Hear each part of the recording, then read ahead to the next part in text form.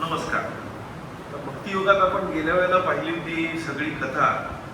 नारद मुनी म्हणजे विष्णू भगवानांनी पहिले 4 चतुश्लोकी भागवत हा ब्रह्माजींना सांगितला.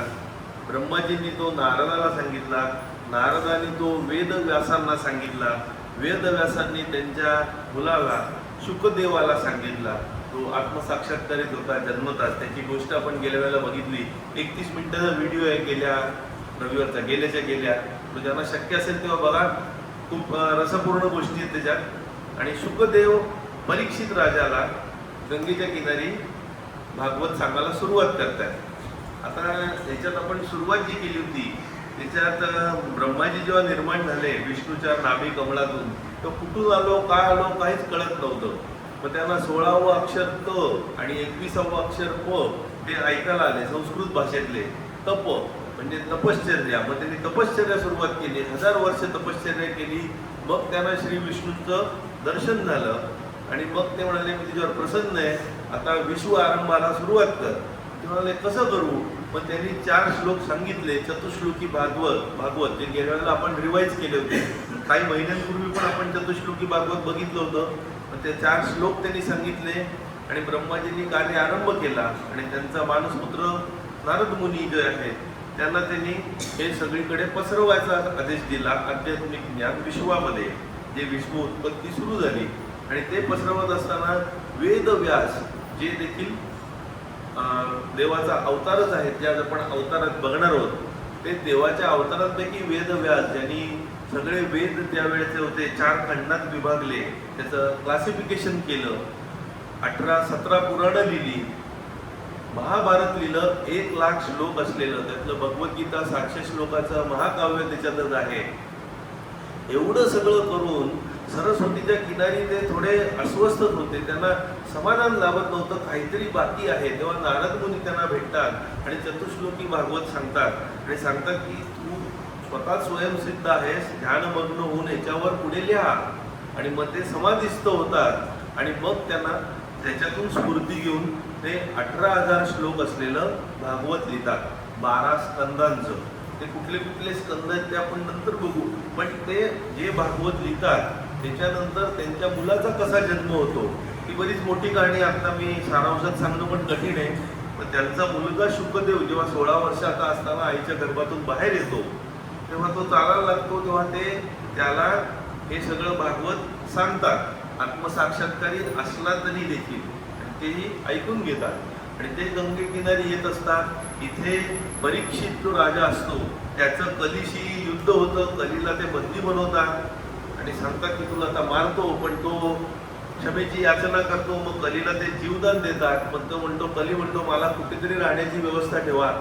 तर ते म्हणतात तू 4च ठिकाणी राहू शकशील, जिथे जुगार खेळला जातो, जिथे दारू प्यायली जाते, जिथे वेश्या व्यवसाय असतो, किंवा जिथे अकर्म चुकीची कर्म केली जातात. म्हणजे जुगार खेळला जातो, म्हणजे काय म्हणतात ते बेटिंग होतं, अशा ठिकाणी तू राहू शकतोस, बाकी ठिकाणी नाही. तो म्हणतो अजून एक ठिकाण मला द्या.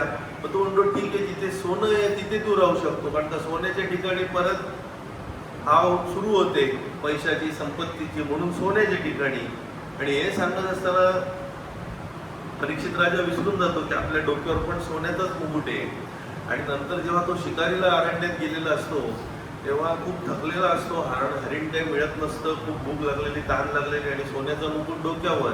तिथे शमीक ऋषी म्हणून आश्रमाच्या इथे बसतो. ते ध्यानमग्न असतात, समाधिस्थ असतात. आणि त्या शमीक ऋषींच्या इथे जाऊन तो सांगतो की मला जरा पाणी द्या. आणि ते मौन व्रतात समाधिस्थ असल्यामुळे त्यांना कसलंच भान नसतं आजूबाजूला काय चालू आहे. आणि हा राजा कलीच्या प्रभावाने त्या सोन्याच्या मुकुटाने राग येतो. असे कसे म्हणतायत, काही उत्तरच देत नाही. तो तिथे मेलेला साप असतो तो भाड्याच्या टोकाने उचलतात, त्याच्या गळ्याभोवती घालतात त्या शमीक ऋषींच्या आणि निघून जातो तो. निघून गेल्यानंतर इकडे शमिकांचा जो मुलगा असतो भृंगी ऋषी, त्याला प्रचंड राग येतो की असं कसं गेलं. तो सरस्वतीचं पाणी घेतो आणि शापवाणी उच्चारतो. 7 दिवसात परीक्षित राजा तक्षक नावाच्या प्रचंड विषारी सापाच्या दंशाने मृत्युमुखी पडणार 100%. आणि जेव्हा जागृत अवस्था येते शमीक ऋषींना आणि कळतं आपल्या मुलाने असे शापवाणी उच्चारले, त्यांना बरंच दुःख होतं. कारण का ते ऋषीमुनी असतात, समाधी अवस्थात, स्तुती निंदा मान अपमान यांच्या पलीकडे असतात, त्यांना याने काहीच फरक पडत नसतो. ते म्हणतात त्या राजाच्या या चुकीसाठी मृत्यू घडणे जरा जास्तच झालं, पण त्यांच्या हातात काही राहिलेलं नसतं आणि ते घडणार असतं. इथे परीक्षित राजा ज्याला गर्भात असताना म्हणजे उत्तरा त्याची आई म्हणजे अभिमन्यूची बायको, म्हणजेच परीक्षित राजा हा अर्जुनाचा नातू, तो गर्भात असताना शेवटचा वंशज त्यालाही संपवू म्हणून कौरवांकडचा द्रोणाचार्याचा मुलगा अश्वत्थामा ब्रह्मास्त्र सोडतो, पण श्रीकृष्ण येऊन वाचवतात. तिथे परीक्षिताचा जन्म होतो. म्हणजे पुण्याई त्यांची खानदानी जी असते अर्जुनापासून आपल्या आजोबांपासून, त्या पुण्याईने परीक्षित राजा खूप चांगलं नाव कमवतो, सगळं कमवतो. परंतु तो जन्माला येतो तेव्हा युधिष्ठिर जेव्हा ज्योतिषांना विचारतो याचं भविष्य कसं आहे, तर ते सांगतात हा दिगंत नाव करेल, पण नंतर त्याला साप चावणार आणि त्याच्यात त्याचा मृत्यू आहे. पण तोपर्यंत त्याला शुकदेवांकडून भागवताचं सगळं कळून त्याला एनलाइटनमेंट मोक्ष प्राप्ती होणार हे ते सांगतात. या प्रकारे त्यांचं पुढचं घडलेलं असतं. आणि जेव्हा परीक्षेकडे येतो तेव्हा तो मुकुट उतरवतो, तेव्हा त्याला साक्षात्कार होतो, अरे माझ्याकडून काय घडलं, अनर्थ घडला, हे चुकीचंच आहे, मला ह्याच्यातून काहीतरी पापक्षालन झालंच पाहिजे. आणि तेवढ्यात त्याच्यापर्यंत वार्ता पोचते की आता साप चावणार अशी शापवाणी झाली आहे. ती ऐकल्यावर परीक्षिताला आनंद होतो, चला मी सुटलो, या सगळ्या गोष्टीपासून सुटलो, आता मला सगळा त्याग करायला मोकळा, परमेश्वराला जवळ जाण्याचा मार्ग मोकळा. म्हणून तो स्वतःचा मुलगा जनमेजय त्याच्यावर राज्यकारभार सोपवतो आणि गंगा किनारी जातो. सगळे आपले राजदागिने गृहत्याग सगळं करून गंगा किनारी जातो, तिकडे बसतो आणि तिथे तो म्हणतो की आता मी सगळं अन्न त्याग करतो, सगळं करतो, 7च दिवस उरलेत, परमेश्वराची आराधना करतो, दुसरं काही आता उरलेलं नाहीये. आणि तिथे मोठमोठे ऋषी सगळे जमतात, आधीचे सगळे ऋषी अदृश्य रूपात पोचतात आणि तिथे शुकदेव जे व्यासांचे पुत्र असतात ते नेमके कर्मधर्म संयोगाने तिथे येतात आणि तेव्हा त्यांना बघून हा त्यांच्या पाया पडतो आणि सांगतो की तुम्ही मला मार्गदर्शन करा. आणि विचारतो की मनुष्याचं परम कर्तव्य काय आहे, विशेषतः माझ्यासारख्या मृत्यू जवळ आलेल्या व्यक्तीचं काय परम कर्तव्य आहे ते मला कृपया तुम्ही सांगा. अशी सगळी घटना घडल्यावर पुढच्या 7च दिवस माझ्याकडे उरलेले आहेत. मग 7 दिवसात शुकदेव त्याला पूर्ण भागवतम सांगतात आणि त्याला आत्मसाक्षात्कार होतो आणि मुक्ती मिळते. जेव्हा साप चावतो तेव्हा साप चावणं काही कळत नाही. हे सगळं तिथे असताना सुता गोस्वामी म्हणून एक ऋषी असतो. हे सगळं भागवतातल्या पहिल्या खंडात दिलेलं आहे. सूत्र 1500 पानाचं पुस्तक आहे ते पहिलं खंड, त्याच्यात सगळं हे दिलेलं आहे. इथे सुता गोस्वामी नावाचा ऋषी असतो आणि तो ऋषी हे सगळं ऐकत असतो. तोही सिद्ध पुरुष एकदा ऐकल्यावर सगळं स्मरणात आणि ते स्मरणात ठेवून तो पुढे जातो. मग नैमिषारण्यात काही काळानंतर जेव्हा जातो तेव्हा नैमिषारण्यात शौनक ऋषी आणि इतर बरेच ऋषी त्यांच्या आधिपत्याखाली जमलेले असतात. तेव्हा सुता गोस्वामी त्यांना भेटतात. तेव्हा शौनक ऋषी म्हणतात की तुम्ही आम्हाला जरा मार्गदर्शन करा. तेव्हा ते ही सगळी गोष्ट सांगायला सुरुवात करतात आणि इथपर्यंत पोहोचतात आणि पुढे सांगायला सुरुवात करतात भागवतम. जे सुता गोस्वामींनी शौनक ऋषी आणि इतर ऋषींना सांगितलं ते भागवतम आज आपण ऐकतो आणि वाचतो, जे आज सगळं प्रसिद्ध आहे. तर या भागवतात जे इथपर्यंत पोचलो तेव्हा सुता गोस्वामी शौनक ऋषींना नैमिषारण्यात सांगताना सुरुवात काय करतात, वासुदेवे भगवती भक्ती योग प्रयोजिता. हा भागवत जे लिहिलं व्यासदेवांनी, कारण त्याच्यात भक्ती योगाची जी कमी होती 17 पुराणात आणि भगवद्गीता आपलं महाभारतात 1,00,000 श्लोकात, तो भक्तियोग रसपूर्ण बनवण्यासाठी त्यांनी भागवताचं आयोजन केलं. जे चतुश्लोकी भागवतावरून त्यांनी इन्स्पिरेशन घेतली. जनयती आशु वैराग्यम ज्ञानम च यत् अहेतुकम. हे भागवत ऐकल्यामुळे वैराग्य निर्मिती होते आणि ज्ञानप्राप्तीही होते, जे कुठल्याही हेतूशिवाय आहे. हे मिळवण्यासाठी ज्ञान, असं स्वार्थी ज्ञान ते नाहीये. कर्मयोग आणि भक्तियोग कसा एकत्र आहे त्याच्यात सुता गोस्वामी थोडक्यात त्याला सांगतात की आपल्या जीवनात जे काम आलेलं आहे, विधिलिखित नियतीने जे काम आलेलं आहे ते काम कशासाठी करा, तर परमेश्वराप्रती आकर्षण निर्माण होण्यासाठी करा. त्या कामातच परमेश्वराला शोधा, तर त्या कामाचा अर्थ आहे. जे तुम्ही काम करताय ते काम मुक्तीसाठी करा, ना की विषय सुखासाठी आणि सगळ्या गोष्टी जमवण्यासाठी. तुमची जर इच्छा असेल, जी प्रत्येकाच्या मनात इच्छा असतात, त्या विषय सुखासाठी किंवा वस्तूंसाठी इच्छा नसू दे, तर सुदृढ निरोगी आयुष्य ठेवून तुम्ही सत्याचा शोध घेण्यासाठी ती इच्छा जागृत करा.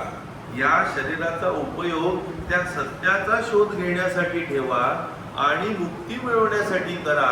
असं परमेश्वराचा जो पुढचा एक अवतार आहे ऋषभदेव, तेही एक फेमस श्लोकात सांगतात. जेव्हा आपण ऋषभदेवाचा अवतार पुढच्या वेळेला घेऊ तेव्हा तिकडे येऊ. भागवतातल्या पहिल्या अध्यायातला, पहिल्या स्कंदातला दुसऱ्या चॅप्टर मधला 11वा जो श्लोक आहे तो बराच फेमस आहे या पॉइंटला. वदंती तत्त्वविद, म्हणजे जे तत्ववेत्ते लोक आहेत, जे ज्ञानी पुरुष आहेत, हे सत्याचा शोध म्हणजे काय, सत्य म्हणजे काय, त्याचं उत्तर त्यांनी या श्लोकात दिलेलं आहे. वदंती तत्त्वविद तत्वम यज्ञानम अद्वयम. ते तत्व, ते सत्य म्हणजे काय, अद्वैत, ज्याच्यात दुसरं नाही, सगळं एकच आहे. या सत्याचा शोध घ्या. ब्रह्म इति परमात्मा इति भगवान इति शब्द येते. त्या सत्यालाच परब्रह्म, ब्रह्म, ब्रह्मन किंवा परमात्मा किंवा भगवान असे वेगवेगळे शब्द दिले गेलेले आहेत. ज्ञानी लोक ब्रह्मन म्हणतात, भक्ती युगातले भगवान म्हणतात आणि राजयोगी परमात्मा म्हणतात. त्या एकाच परमात्म्याची वेगवेगळी ही रूप किंवा नावं दिलेली आहेत. तर आता आपण आज दोनच गोष्टी बघणार आहोत किंवा 3 गोष्टी फार एकदम सोपं आणि सुटसुटीत. भक्ती म्हणजे काय, आपण भक्ती योगाकडे चाललोय जे भागवताने दिलेलं आहे. तर भक्तीची व्याख्या काय, भक्ती नेमकं म्हणायचं कशाला, दुसरं भक्तीचे परिणाम काय. आता भक्तीचे फायदे म्हटलं तर ती भक्ती छोटी झाली, तुम्ही फायद्यासाठी करताय. जसं रामदास स्वामी म्हणताय, देव देव म्हणजे मला काहीतरी देव म्हणून देव म्हणायचं असं नको. तर भक्तीचे परिणाम काय या अर्थाने आपण घेऊ. आणि भक्तीचे परिणाम ऐकल्यावर जेव्हा तुम्हाला पराभक्ती म्हणजे आत्मनिवेदन, आत्मसाक्षात्कार होतो, तेव्हा परमेश्वराचं जे दर्शन घडतं, ते परमेश्वर म्हणजे काय, त्याचे अवतार काय, ते आपण फक्त क्लासिफिकेशन बघतोय. पुढच्या वेळेला अवतारांच्या गोष्टी आपण करणार आहोत. अवतारांच्या गोष्टी 50% बऱ्याच जणांना माहिती असतील. 50% त्या अवताराच्या गोष्टीतून विवेकानंदांनी काय तात्पर्य काढलं ते फार रोचक आणि एकदम आनंददायी तुम्हाला वाटेल की अरे असा पण याचा अर्थ निघू शकतो. त्यामुळे पुढच्या वेळेला गोष्टी असणार आहेत. तर आपण सुरुवात करूया भक्तीची व्याख्या. आता भक्तीची व्याख्या नारद मुनींनी जी 84 भक्तिसूत्र लिहिली त्याच्यात सुरुवात केले पहिलंच ह्याच्यात. जसं पतंजलीने पहिलं योगसूत्र लिहिलं, अथ योग अनुशासनम. आता योगाच्या अनुशासनांकडे वळूया. तसं नारद मुनी म्हणतात, अथा तो भक्तिम व्याख्यास्याम. आता भक्तीची व्याख्या आपण बघूया. आता भक्तीची व्याख्या जसं मगाशी किंदेवडेकरांनी सांगितलं, प्रेम दृष्टीने पहा. तर ते नारद मुनी म्हणतात, सातु अस्मिन परम प्रेम रूपा, परम प्रेम रूपा अमृत स्वरूपाच. म्हणजे अमृत स्वरूपासारखं परम प्रेम रूप असलेली स्थिती ह्याला भक्ती म्हणतात. त्याच्यात तुमच्याशिवाय, परमेश्वराशिवाय अजून कोणी नाही, सगळं एकरूप झालेलं असतं. मिठाचा खडा समुद्रात विरघळला तर तो मीठ राहत नाही, समुद्राचाच भाग बनून जातो. अनन्यता येते, न अन्य, अनन्यता, ह्यालाच भक्ती असं म्हणतात. तुम्ही आणि दुसरे त्याच्यात भेदभाव उरत नाही, भेदरहित स्थिती म्हणजे भक्ती.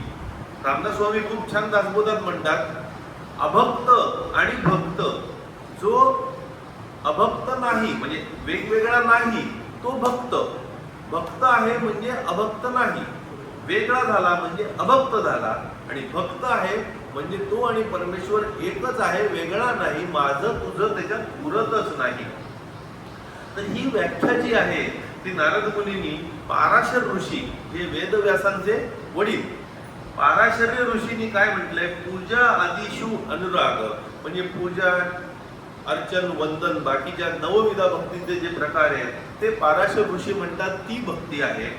गर्ग ऋषी म्हणतात कथा आदिशु, म्हणजे भक्ती कथा ऐका, कीर्तन करा, श्रवण करा, त्याला भक्ती म्हणतात.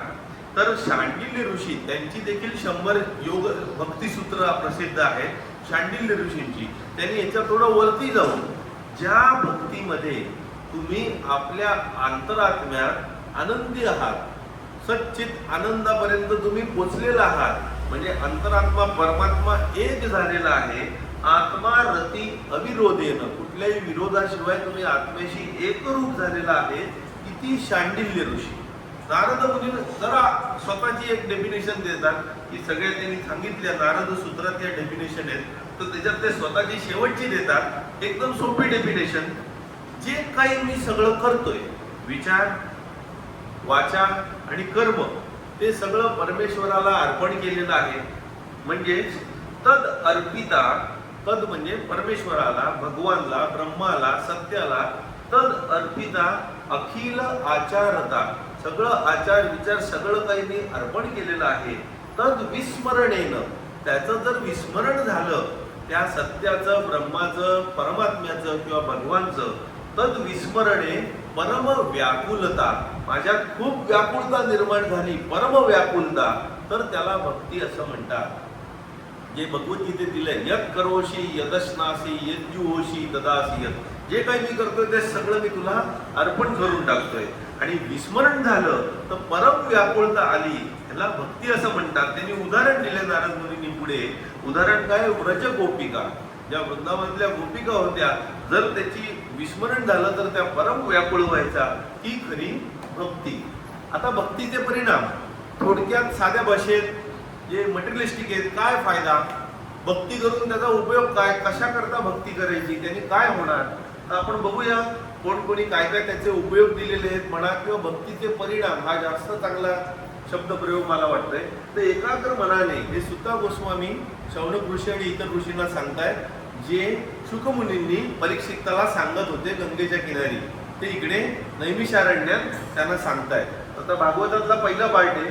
काय होतं? एकाग्र मनाने श्रवण, कीर्तन, पूजा, नित्यस्मरण जेव्हा तुम्ही करता, एकाग्र मनाने परमेश्वर चिंतन करत असतात, तेव्हा वासना नाश होतो, कर्मबंधन नाश होतो, रजगुण तमोगुण कमी होतात, सत्वगुण वाढतात.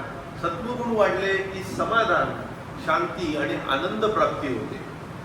प्रसन्न मन जेव्हा निर्माण होतं सत्वगुण वाढल्याने, आणि भगवत भक्ती करता आणि अनन्यता होते, तुम्ही आणि भगवान अनन्य न अन्य, तेव्हा ब्रह्मज्ञान अनुभूती होते आणि मुक्त संग होतो, म्हणजे अटॅचमेंट, संग तुटून जातो, अटॅचमेंटचा नाश होऊन जातो.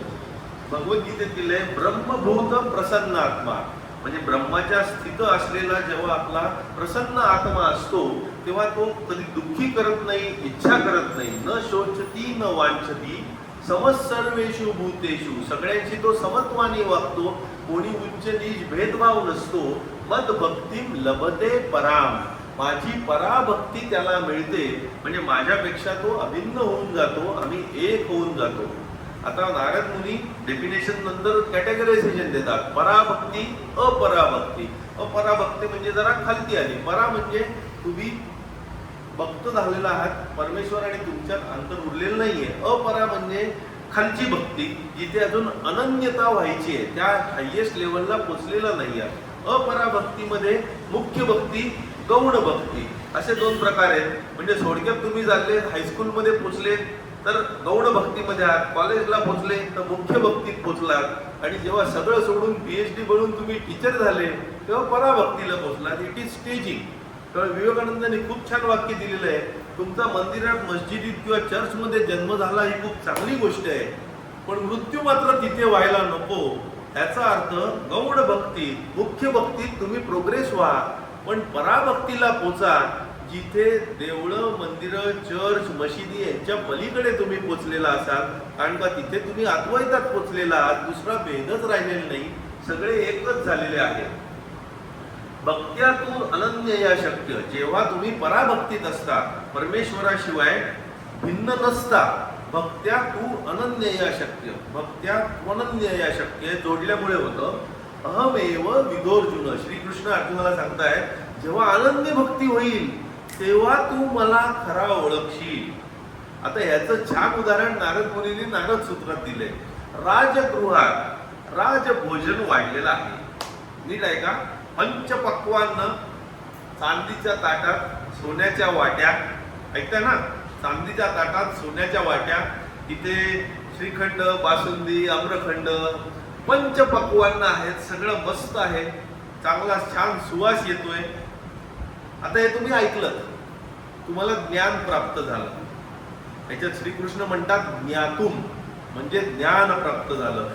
समजा तुम्हाला राजवाड्यात नेलं आणि ते दाखवलं तशी थाळी, तर तुम्ही काय झालं, थाळी बघितली. श्रीकृष्ण म्हणतात ज्ञातुम द्रष्टुम, म्हणजे तुम्ही ती बघितली. परंतु जेव्हा तुम्ही भक्ती योगात असता, तुम्ही आणि परमेश्वर अन्य होत नाही, अनन्य होता, एकच होता, तेव्हा तुम्ही प्रवेश करता. प्रवेश तुमचं परंतप, परंतप हे अर्जुनाला म्हटलेलं आहे. म्हणजेच तेव्हा तुम्ही पंचपक्वान्नांचा आस्वाद घेता. तुम्ही नुसतं पंचपक्वान्नांबद्दल ऐकलं, तुम्ही ते पाहिलं आणि तुम्ही त्याची चव घेतली. सगळ्यात महत्वाचं काय आहे, चव घेणं. ऐकून आणि पाहून तुम्हाला चव कळणार आहे का? ज्यांनी चव घेतली त्याला ऐकण्याची आणि पाहण्याची गरज आहे का? तो म्हणतो मी चवच घेतली, मला काहीच गरज नाहीये, मी सगळ्याच्या पलीकडे गेलेलो आहे, मला ब्रह्मानंद प्राप्त झालेला आहे. त्यामुळे भक्त्यात अनन्य या शक्य. जेव्हा परमेश्वराची भक्ती अनन्य रूपाने तुम्ही कराल, तेव्हा माझ्यात तुम्ही प्रवेशच कराल, त्या पंचपक्वानांचा स्वाद घ्याल. भक्त्यात अनन्य या शक्य अहमेव विदोर्जुन ज्ञातुम द्रष्टुम च तत्वेन प्रवेश तुमचं परंतप. जेव्हा तुम्ही पंचपक्वानांचा आस्वाद घ्याल, तेव्हा साध्या गोष्टी खायची तुम्हाला इच्छा राहणार आहे. तुम्ही तृप्त झालेला, दुसरं काही तुम्हाला दिलं तर खाल का? तुम्ही म्हणत नको. अष्टवक्र गीतेत अष्टवक्र हेच सांगतात, जेव्हा हत्ती सल्लकी पानांची चव घेतो, म्हणजे त्याला खूप सुमधुर आणि टेस्टी असणारी ती सल्लकी पानं जेव्हा खातो, तेव्हा त्याच्या पुढे जर निंब पल्लव म्हणजे कडुनिंबाची जर पानं दिली तर हत्ती त्यांच्याकडे डुंकून पण बघत नाही. तसं तुमच्या अंतरात्म्यात असलेल्या आनंदाचा जेव्हा तुम्ही उपभोग घेता, अंतरात्म्यात जेव्हा तुम्ही बुडून जाता, तेव्हा बाकीच्या विषय सुखांच्या गोष्टीकडे हे आत्मसाक्षात्कारी लोक डुंकून पण बघत नाही. न जातू विषया केपी स्वारामम हर्षयंती आम्ही. स्वतःच्या आतच आनंद जेव्हा मिळतो, सल्लकी पल्लवी प्रीतम इव इमम निंब पल्लवाहा. मग साध्या गोष्टींकडे तुम्ही बघणं सोडून देता जेव्हा तुम्हाला ब्रह्मानंद प्राप्त झालेला आहे. आता हे अंतरात्म्यातल्या परमेश्वराचं जेव्हा तुम्हाला दर्शन घडतं, आत्मसाक्षात्कार, आत्मानुभूती होते, तेव्हा हृदयातील अज्ञानाची गाठ तुटून पडते, सर्व संशय कर्मबंधनं तुटतात, असं सुद्धा गोस्वामी सांगतो.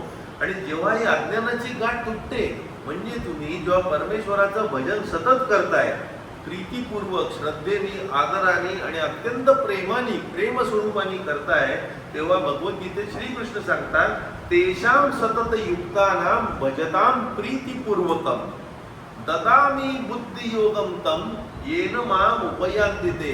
अशा माझ्या भक्तांना मी बुद्धियोग प्रदान करतो, त्यांना आत्मज्ञानाची अनुभूती देतो, त्यांनी ते मला येऊन मिळतात, माझ्यात ते सामावून जातात. आता शेवटी नारद मुनी सांगतात भक्तियोग सूत्रात की काय फायदा भक्तियोगाचा? भक्ती प्राप्त झाली, पराभक्ती प्राप्त झाली तर काय होतं? 3 गोष्टी ते सांगतात. यत लब्ध्वा, म्हणजे भक्ती मिळाल्यामुळे काय होतं? पुमान, माणसं सिद्ध बनतात. सिद्ध म्हणजे अष्टसिद्धी प्राप्त होतात, अमृतो भवतात, अमर बनतात आणि तृप्त बनतात, सॅटिस्फॅक्शन. यत लब्ध्वा पुमान सिद्धो भवती, अमृतो भवती, तृप्तो भवती. यत प्राप्य, जी पराभक्ती मिळाल्यामुळे न किंचित वांछती न सोचती, इच्छा करणं बंद करतात, दुःख करणं बंद करतात, न द्वेष्टी, कशाचा द्वेष करणं बंद करतात, न रमते, विषय सुखाच्या गोष्टीत रमणं बंद करतात आणि विषय सुखाच्या मागे उत्साहाने धावणं पण बंद करतात. त्यांचा रस संपतो या संसार चक्रातला. यत ज्ञात्वा, जे परमानंद मिळाल्यावर त्यांनी दिले मत्तो भवती, मत्त होऊन जातात. जे अवधूत असतात, सदैव ब्रह्मानंदी टाळी लागलेले, ते मत्त होऊन जातात, त्यांना जगाचं भानच उरलेलं नसतं. स्तब्धो भवती, ते स्थिर होऊन जातात, शांत चित्त होऊन जातात. आत्मा रामो भवती, स्वतःच्या आत्म्यात असलेल्या परम आत्म्याला, आत्मा रामाला ते ओळखतात आणि तेच बनून जातात. शेवटी भागवतात अजून एक श्लोक आहे, न साधयती माम योगो. म्हणजे उद्धवाला श्रीकृष्ण सांगतायत की अष्टांग योगाने मला कोणी साध्य करू शकत नाही. न साधयती माम योगो, योगो म्हणजे राजयोग, अष्टांग योग. न सांख्य धर्म उद्धव, सांख्य म्हणजे ज्ञानयोगाने माझ्यापर्यंत कोणी पोचू शकत नाही, धर्माचरण केल्याने कोणी पोचू शकत नाही. न स्वाध्याय तपस्त्यागो, स्वाध्याय अभ्यास करा, स्वतःचा आत्म अभ्यास करा, तप करा, तपश्चर्या करा, त्याग करा. माझ्यापर्यंत पोचण्याचा जो सगळ्यात फायनल मार्ग आहे, यथा भक्ती मम ऊर्जिता, माझ्या प्रती जी भक्ती आहे, मी आणि तुम्ही वेगळे नाहीत, ही अनन्यता भावना जर ऊर्जित म्हणजे हाय स्ट्रेंथ, खूप उत्साह आणि अत्यंत ऊर्जेनी शक्तीने जी भक्ती केली जाते, त्यानेच तुम्ही मला मिळवाल, माझ्यापर्यंत पोचाल, माझ्यात सामावून घ्याल. हा आजच्या याचा मेन भाग होता. भक्ती म्हणजे काय आणि भक्तीचे परिणाम, भक्ती का करावी, त्यांनी काय काय घडतं ते आपण बघितलं. आता सुता गोस्वामी पुढे सांगतात, जेव्हा दिव्य दृष्टी प्राप्त होते किंवा दिव्य चक्षु, ज्ञान चक्षु जसे अर्जुनाला प्राप्त झाले, तेव्हा हे भगवंताचं विराट रूप दर्शन होतं. आता भगवंताचं विराट रूप म्हणजे काय, तर तिथे 14 लोकांची कल्पना केलेली आहे त्या एका रूपामध्ये. भागवतात एक 20-30 श्लोक खर्ची घातलेले आहेत. जे सगळे 14 लोक आहेत, 7 वरचे 7 खालचे, सगळ्यात खालचा आहे पाताळ आणि सगळ्यात वरचा आहे सत्यलोक. तर हे जे 7 लोक आहेत ती सगळी लिस्ट सांगण्यात अर्थ नाहीये. तळ, अतळ, सुतळ, वितळ, तळातळ, रसातळ आणि पाताळ. आणि वरती पण तसंच तुम्ही जाता, वेगवेगळे ते लोक आहेत, त्याच्यात महालोक वगैरे वरती येतात आणि पुढे सत्य लोकात जातात. तर हे जे 14 लोकांचं जे आहे ते भगवंताचं विराट रूप. ते विराट रूप अनेक अवतारांचे मूळ उगम स्थान आहे, नित्य बीज आहे, अक्षय बीज आहे. आता भगवंताच्या पासून काय गोष्टी येतात, भगवंताचा अंश जो आहे तो देवता, पशु, पक्षी, मनुष्य, इतर जीव म्हणजे आपल्यात देखील भगवंताचाच अंश आहे. तो भगवंताचा अंश जो आपल्यात आहे तो फक्त साक्षी रूपाने आहे, स्वतः काही करत नाहीये. करते कोण, माया. म्हणून 18व्या अध्यायात श्रीकृष्ण सांगतात अर्जुनाला, ईश्वर सर्व भूतानां, ईश्वर सगळ्या भूतांमध्ये, हृद्देशेर्जुन तिष्ठती, भ्रामयन सर्व भूतानी, यंत्रारूढानी मायया. मायया म्हणजे मायेच्या मदतीने ईश्वराचा अंश जो प्रत्येकाच्या हृदयात स्थित आहे, तो जसं रिमोट कंट्रोल यंत्राला जसा हलवतो, त्याप्रमाणे तो अंश मायेद्वारे सगळ्यांना काम करायला लावतोय. कार्य कारण प्रवृत्ते, हे प्रकृती त्याला कारण असते, प्रकृती कारण उच्चते. तर हे जे अवतार म्हणजे काय, टू डिसेंड, अवतीर्ण होणं, ते अवतार. अनेक अवतारांचे उगमस्थान जे आहे ते अंश, कला किंवा संपूर्ण. आता आपण येऊया अवतारांचं क्लासिफिकेशन. आता शेवटचा टॉपिक, पुरुषावतार. पुरुषावतार म्हणजे पूर्ण विश्वाच्या उत्पत्तीचं ओरिजिन जिथे आहे त्याच्यात त्यांनी 3 भाग दिले. कारण, वर्ण व शाही. म्हणजे महाविष्णू, ज्याच्या रोमरंध्रातून अनेक ब्रह्मांडे निर्माण झालेली आहेत, म्हणजे सगळ्याचं ओरिजिन, मल्टी युनिवर्सचं ओरिजिन महाविष्णू. आता प्रत्येक युनिवर्सचं ओरिजिन वेदकशाही. वेदकशाही म्हणजे प्रत्येक ब्रह्मांडात जो विष्णूचा अंश जातो, अवतार जातो, तो वेदकशाही. प्रत्येक ब्रह्मांडात विष्णूचा प्रवेश झाला की त्याच्या नाभी कमळातून ब्रह्मदेव येतो आणि तो विश्वरचना करायला सुरुवात करतो. क्षीरोदकशाही, प्रत्येक ब्रह्मांडातील जे सगळे जीव आहेत, ज्यांच्या प्रत्येकाच्या हृदयात वास करतोय, तो क्षीरोदकशाही हा विष्णूचा अंश आहे आणि तो साक्षी रूपाने प्रत्येकाच्या हृदयात आहे, ज्याला आपण जीवात्मा, अंतरात्मा म्हणतो. आणि तो अंतरात्मा आणि परमात्मा एकच आहे, त्याची जेव्हा जाणीव होते तेव्हा त्या युनियनला, त्या जोडण्याला योग असं आपण म्हणतो. लीला होता, यदा यदा ही धर्मस्य ग्लानिर्भवती भारत, अभ्युत्थानम अधर्मस्य तदात्मानं सृजाम्यहम. जेव्हा जेव्हा धर्माला झोप येईल आणि सगळे तमोगुणी सगळे वाट लागलेली असेल, तेव्हा मी धर्माची परत उत्थापना करण्यासाठी, परित्राणाय साधूनां विनाशाय च दुष्कृतां धर्म संस्थापनार्थाय संभवामी युगे युगे. हे महाभारतातून तुम्ही फेमस ऐकलेलं असेल. तेव्हा मी जन्म घेतो. मग मत्स्य, कूर्म, वराह, नृसिंह, वामन, परशुराम, प्रभू रामचंद्र, भगवान श्रीकृष्ण हे आपण आता पुढच्या वेळेपासून सगळ्या गोष्टी रूपाला सुरुवात करणार आहोत. नंतर गुणावतार त्रिगुण आहे त्याचा नियंत्रण करण्यासाठी. रजोगुण ब्रह्माचा अवतार, त्यांनी सगळं सृष्टीचं निर्मिती झाली. सत्वगुण श्री विष्णूंचा अवतार, पालन पोषण करतात. आणि तमोगुण संहार, सृष्टीचा संहार, महेश ब्रह्मा विष्णू महेश शिवाचा अवतार. मग आहे मन्वंतर. आता मन्वंतर ते कालखंड वेगवेगळे दिलेले आहेत. तर ब्रह्मदेवाचा एक दिवस म्हणजे 14 मनूंचा कालखंड आणि प्रत्येक मनूचा कालखंड म्हणजे मन्वंतर. आणि त्या मन्वंतरात सगळी व्यवस्था राखण्यासाठी जो अवतार घेतला जातो तो मन्वंत अवतार. मग युगावतार 4 युगांचे 4 युगावतार, सत्ययुगावतार, त्रेतायुगावतार, द्वापार आणि कलियुगावतार. मग शक्त्यावेशावतार, आता वेगवेगळी शक्ती असलेले जे अवतार होते, ज्ञानशक्ती 4 कुमारांचं, सनत कुमारांचं, जे आपण पुढच्या वेळेला डिटेल बघणार आहोत. सनातन, सनंदन, सनत कुमार हे 4 ब्रह्माचे मानसपुत्र. मग भक्ती शक्तीचा अवतार, भक्ती शक्ती अवतार नारद मुनी हा त्याचा अवतार मानला गेलेला आहे.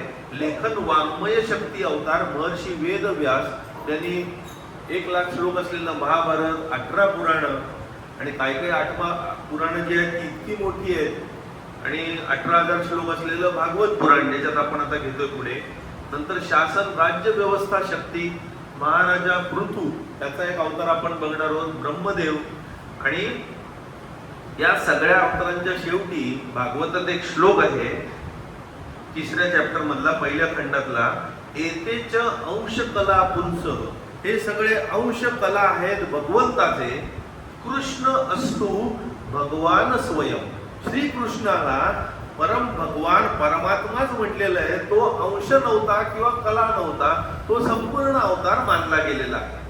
तर असे सगळे अवतार आहेत. तर पुढच्या वेळेला आपण कुमार अवतार, हंसार अवतार, मग वराह अवतार, कुर्मा अवतार, मग मोहिनी अवतार, म्हणजे ज्याच्यापासून मोहिनी हा एकच स्त्रीचा अवतार होता, बाकी सगळे पुरुषांचे आहेत, असे सगळे अवतारांच्या गोष्टी आपण करत जाऊ. पण नुसते अवतार सुरू केले, नुसत्या गोष्टी सुरू केल्या तर कुठून आल्या, याचा संदर्भच लागला नाही तर हवेत गोळीबार झाल्यासारखं व्हायचं. म्हणून आपण सुरुवात केली पहिले प्रार्थनांनी आणि प्रार्थनेचा अर्थ समजून घेतला. तर ती प्रार्थना म्हणताना, आज तुम्ही प्रार्थना म्हणत होता तेव्हा थोडा थोडा जेव्हा अर्थ लागत होता तेव्हा त्या प्रार्थनेला खरा अर्थ प्राप्त होतो, त्याचा खरा उपयोग होतो. जे पतंजलीमध्ये पतंजली सांगतात की तस्य वाचक प्रणव, म्हणजे परमेश्वराचं वाचक नाव प्रणव आहे, म्हणजे ओंकार आहे. आणि पुढचं त्यांचं सूत्र आहे पतंजलीतलं, तत जप तदर्थ भावनम. त्याचा जप, ओंकाराचा जप त्या भावनेनी करावा. तशी प्रार्थना करताना त्या भावनेनी आपण प्रार्थना म्हणू. नंतर सुता गोस्वामी शौनकांनी कर्मयोग, ज्ञानयोग, कर्मयोग आणि भक्तियोग कसा जोडला की प्रत्येक कर्म करायचंय त्या भक्तीसाठी, परमेश्वर प्रति प्रीतीसाठी, परमेश्वराला प्रसन्न करण्यासाठी आणि त्या सत्याचा शोध घेण्यासाठी. त्या सत्याचा शोध म्हणजे काय? ब्रह्म, परमात्मा, भगवान, हेच ते सत्य आहे. वेगवेगळ्यांनी वेगवेगळ्या शब्दात मांडलेलं. मग आपण भक्तीची व्याख्या बघितली, परमप्रेम रूप अमृत स्वरूपाचं. आणि मग पाराशर ऋषी काय म्हणाले, गर्ग ऋषी काय म्हणाले, शांडिल ऋषी काय म्हणाले, आणि शेवटी नारद मुनी म्हणतात की सगळं अखिल आचार मी त्याला समर्पित केलाय आणि त्याच्या विस्मरणाने परम व्याकुलता निर्माण झाली ही खरी भक्ती. मग भक्तीचे परिणाम काय? कर्मबंधन नाश, सत्वगुणांची वाढ, संतोष, शांती, आनंद, प्रसन्न मन. आणि पराभक्ती लाभली की भगवान आपल्याला बुद्धी योग देतो. आणि भक्त्या तू त्वनन्यया शक्य अहमेव विधोर्जुन. अनन्य भक्तीनीच तू मला खरा ओळखू शकशील, प्राप्त करू शकशील. ज्ञातुम द्रष्टुम च तत्वेन प्रवेशतुम च परंतप. ऐकलंयस, बघितलंयस, सगळं ठीक, पण चाकल्यावरच तू मला खरं ओळखलंस, तू माझ्यात पोचलास, हीच खरी अनन्य भक्ती. अंतरातल्या परमेश्वराचं दर्शन झालं, तुम्हाला आत्माराम मिळाला, सर्वोच्च आनंद मिळाला, बाकी विषय सुखाचे आनंद यत्कश्चित होऊन गेले. मग भक्ती मिळाल्यावर काय झालं? सिद्ध बनले, अमर बनले, तृप्त बनले, इच्छा सगळ्या द्वेष निघून गेले, तुम्ही आत्मारामात सगळे मत्त झालेले आहात, बाकी काही राहिलं नाहीये. आणि या भक्तीनेच तुम्ही मला मिळवू शकाल, बाकी कुठल्याही मार्गाने मिळवत नाही. याच्यात एक समजून घ्या, कर्मयोग, ज्ञानयोग, राजयोग सगळ्यांचं शेवटचं स्टेशन आहे भक्तियोग. आणि मग तुम्ही बसता परमेश्वरांवर. प्रवेश करण्यासाठी भक्ती हे शेवटचं द्वार आहे. जे भक्ती योगी असतात ते डायरेक्ट त्या द्वाराला पोचतात सगळ्यात फास्ट, आणि बाकीचे सगळे स्टेप वाईज पोचतात. पण डायरेक्ट पोचताना अंधश्रद्धांच्या आहारी जाऊन ते चुकीच्या मार्गाने जाऊ शकतात, भक्ती मार्गाला पोचत नाही. हा त्यातला फक्त ड्रॉबॅक आहे, कारण का डोळे मिटून भक्ती योग असतो आणि बाकीचे डोळे उघडे ठेवून असतात.